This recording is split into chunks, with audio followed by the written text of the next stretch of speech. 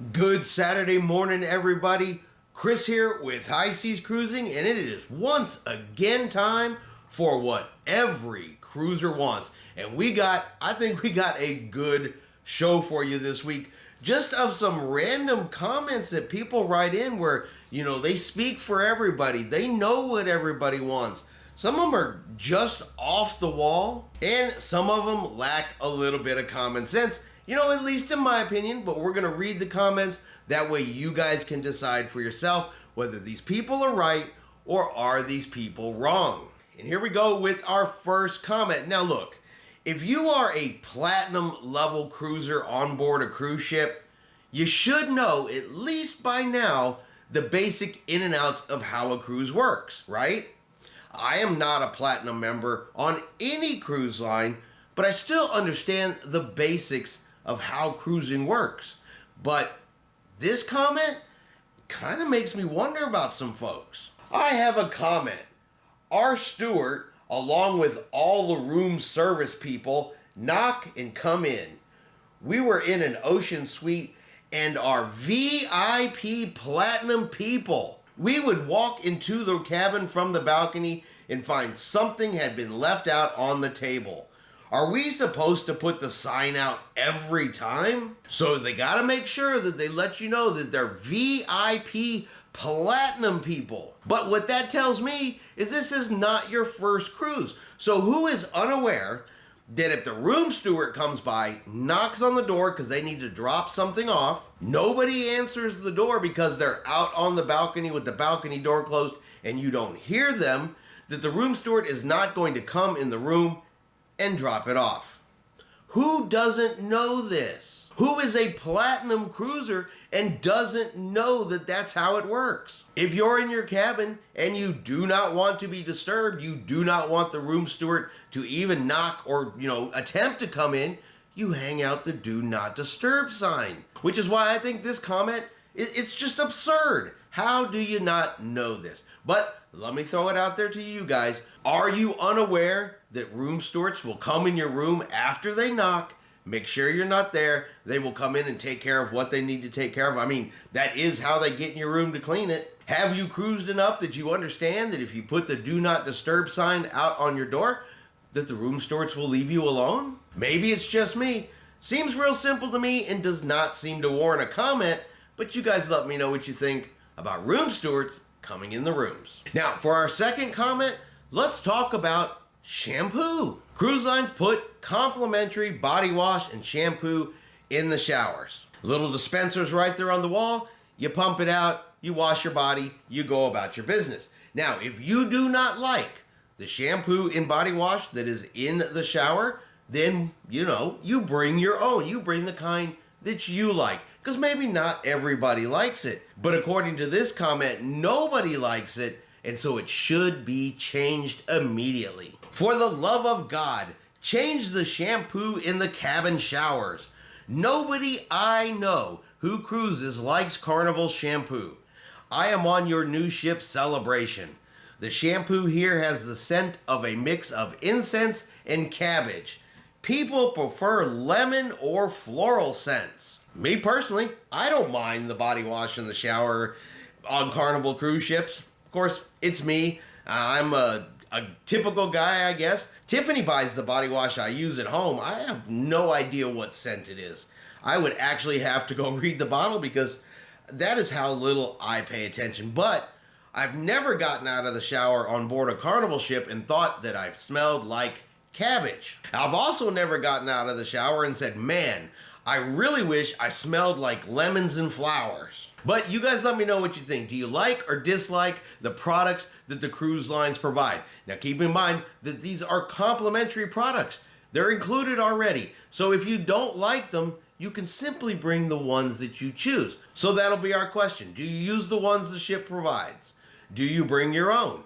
Do you think when you get out of the shower that you smell like cabbage and really wish you could smell like lemons and flowers? One trend that I see in a lot of these comments is that some of these people out there are extremely self-absorbed. They believe that the entire world is focused on them, where they are, and what's going on around them. Or at least they believe that's how it should be. And they also believe that one man who lives in another country, for whatever reason, must be sitting there each and every morning watching the news, or in this case, the Weather Channel, so he can comment on the weather halfway around the earth. I haven't heard a peep from you, John, about the extreme heat dome in California. Temperatures were as high as 110 degrees. People are dying. I have a cruise tomorrow. I am going on Radiance with my son. I have cruised many times from Long Beach. Will Carnival provide water and cooling fans in the long lines where we are forced to stand in? If not, why not? This may not be a hurricane, but it is still extreme weather. Why have you not said zilch? West Coast cruisers get stiffed again. All right, let's break this one down. You know what? It's hot in a whole lot of places, not just there in California. I tell you, here in Texas, it's hot. But again, I don't necessarily expect the brand ambassador for Carnival Cruise Lines to know the temperature at my house. I don't even think he knows the temperature at the closest cruise port. He's halfway around the planet. I'm sure he's aware that there's just places on this planet that are hot. And I find it interesting that you got to put in, people are dying, but, I'm going on a cruise. People are dying, but it's time for my vacation.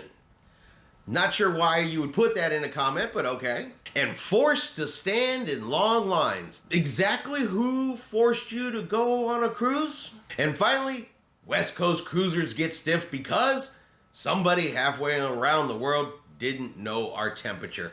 I just think some people are ridiculous in the things they write in. I think they were ridiculous in what they expect one person to know. Maybe I should write in a comment because I did not see him write to me and let me know that he was sorry that I stubbed my toe yesterday morning. Now, I didn't tell him, but apparently he still should have known. But let me know what you guys think. Do you really think one person is responsible for reaching out to every single person, every single event that happens around the world? I don't think it's physically possible, but boy, people sure constantly ask, well, why didn't you mention me? Why didn't you mention my town? I think it's silly, but what do you guys think? And this week, I'm also going to do a fourth comment. Now, not because it's a bonus comment, but this person was so far off. I mean, way off in left field all by themselves that I just thought it was worth sharing because there's a poll that goes along with this, and yeah, people were not agreeing with this person at all. The suits at Carnival Cruise Line should poll about the current e-muster drill because the new drill bears no worldly resemblance to a real-world emergency. Most of us do not mind standing in front of a lifeboat if we know it will save our lives. So this person is saying that most people are perfectly fine and perfectly happy to go back to the old style of muster drill. Now, keep in mind that muster stations are not necessarily always at your lifeboat. If you want to know where your lifeboat is, you can go there and find it yourself, but your muster station may not be there. So even in the event of a real world emergency, you are going to report to your muster station, which is still what you have to do during the e-muster. You still go to your muster station, you still have to swipe your card, so you know where it is. And the e-muster is pretty popular. A lot of people prefer the e-muster versus the old muster drill. At least that's what I thought. But according to this person, most people would rather stand in front of the lifeboat or are willing to stand in front of the lifeboat because it will save their lives. Well, in such a comment like this, a poll was done. So let's take a look at the results of the poll to see, do you think most people agree with this comment? All right, so this comment says, which do you prefer? 17.2 thousand votes. You can see your three choices. Please keep the e-muster drill. I prefer the old way.